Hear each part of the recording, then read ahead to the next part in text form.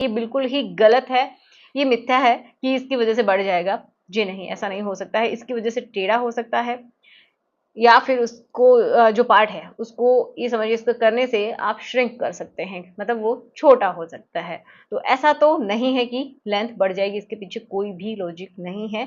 अगर कोई कहता है कि हाँ बढ़ता है तो वो बिल्कुल गलत है।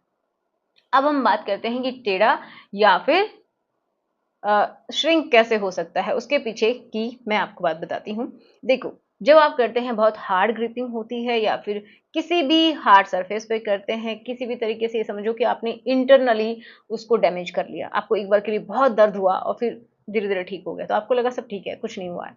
लेकिन कभी कभी क्या होता है कि इंटरनल जो टिश्यूज होते हैं ना, वो डैमेज हो जाते हैं। जब वो डैमेज होते हैं, फिर उनका जो रिपेयरिंग का काम चलता है, क्योंकि हमारी बॉडी का ये नेचर है कि वो अपने आप को रिपेयर करती है जैसा उससे हो पाता है।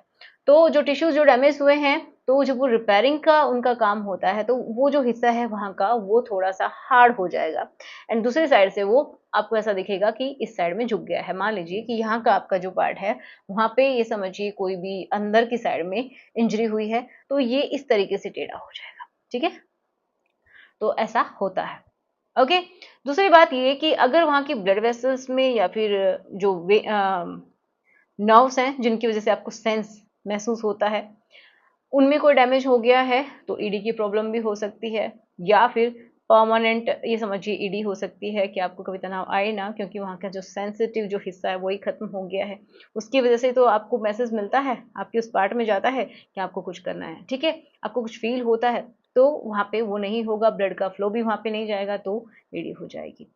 या फिर ये भी हो सकता है कि वो जो पार्ट है वो श्रिंक हो जाए, जो वेसल्स हैं वो डैमेज हो गई हैं, मसल में कोई डैमेज हो गया है, जिसकी वजह से भी जो पार्ट है वो श्रिंक हो सकता है, बढ़ नहीं सकता।